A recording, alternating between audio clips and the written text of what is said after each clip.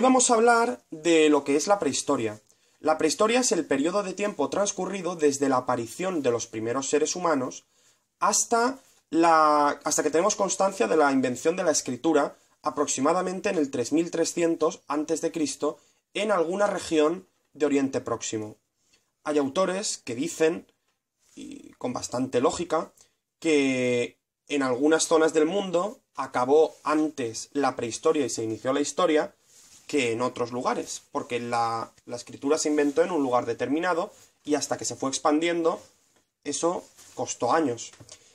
Le denominamos prehistoria a este periodo de tiempo porque no tenemos documentos escritos que avalen lo que sucedió en ese tiempo.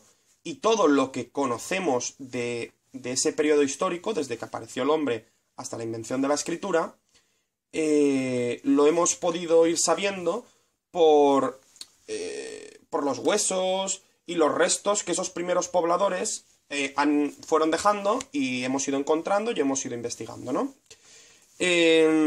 La prehistoria se divide en tres grandes etapas: el paleolítico, el neolítico y la edad de los metales. Vamos a ver cada uno de ellos un poquito por encima para que tengáis unas nociones básicas. El paleolítico es el primer periodo de la prehistoria. Se inició con la aparición de los primeros seres humanos sobre la faz de la Tierra, se calcula que hace unos 2 millones de años, y finalizó con el descubrimiento de la agricultura alrededor del 8000 a.C. De la prehistoria es el periodo más largo porque abarca casi 2 millones de años. Estos primeros seres humanos a lo que se dedicaban era a recoger los alimentos que encontraban, que se iban encontrando por el camino. Eran recolectores, o sea, es decir, que no plantaban nada, y eran nómadas, porque no podían vivir en un mismo lugar siempre, porque cuando se les acababa los alimentos que habían en ese determinado lugar, se iban a buscar otros, ya que no habían desarrollado la capacidad de plantar los alimentos que necesitaban. Además de eso, lógicamente, eran cazadores. Es decir, que no cuidaban un ganado y con él se alimentaban, lo sacrificaban y se alimentaban, sino que iban cazando y lo que se iban encontrando lo cazaban y se lo comían. Pero claro, cuando se les acababa la caza que había en un determinado lugar, se tenían que marchar a otro.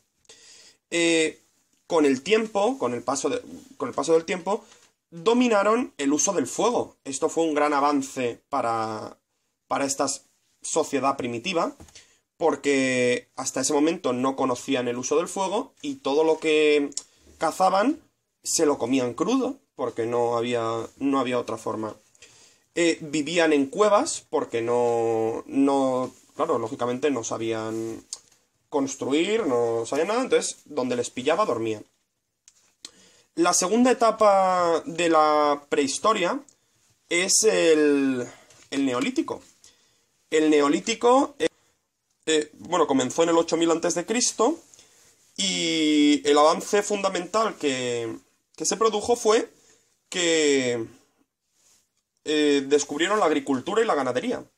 Entonces, esto les permitió dejar de ser nómadas y poder asentarse en un lugar y desarrollar con ello una sociedad que no tenía nada que ver con la sociedad que tenemos ahora, claro, pero ya era una sociedad donde las personas, digamos, que de alguna manera se preocupaban las unas de las otras.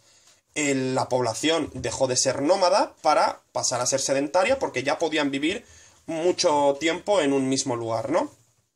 Entonces, no solo surgió la agricultura y la ganadería, sino que también, por ejemplo, se inventaron los molinos para poder moler el grano que producían. También nació la cerámica para poder transportar de un lugar a otro lo que